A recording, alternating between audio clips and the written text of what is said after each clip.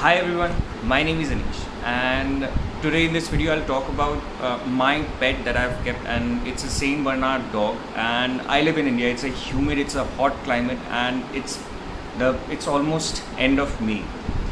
I have scoured through the entire internet, and I've tried to see that whether if anyone is there who has a Saint Bernard in this hot climate, and what would they do and what would they don't do to avoid any skin infection or excessive hair fall.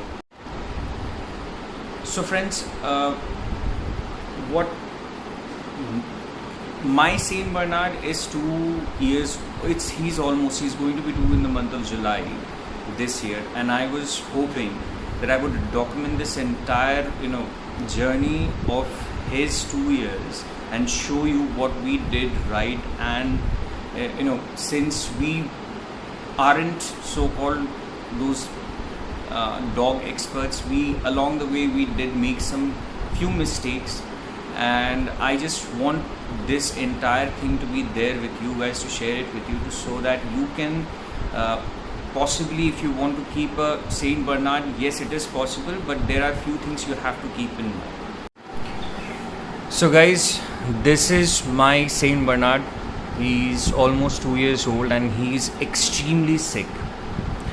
I had to shave off his entire body hair because आप देख ही सकते हो, his entire skin is completely covered with lesions. Tick problem definitely था, but this coming last April end से slowly and steadily his entire skin started turning pink.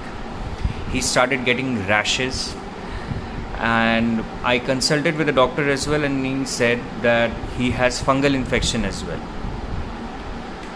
So I'll quickly talk about the do's and don'ts. The diet plan that we are following, he has extremely lost his weight. He was approximately 90 to 100 kilo in this winter, but somehow slowly and steadily this entire summer he is losing weight, and now he has been put on a diet which consists of eggs.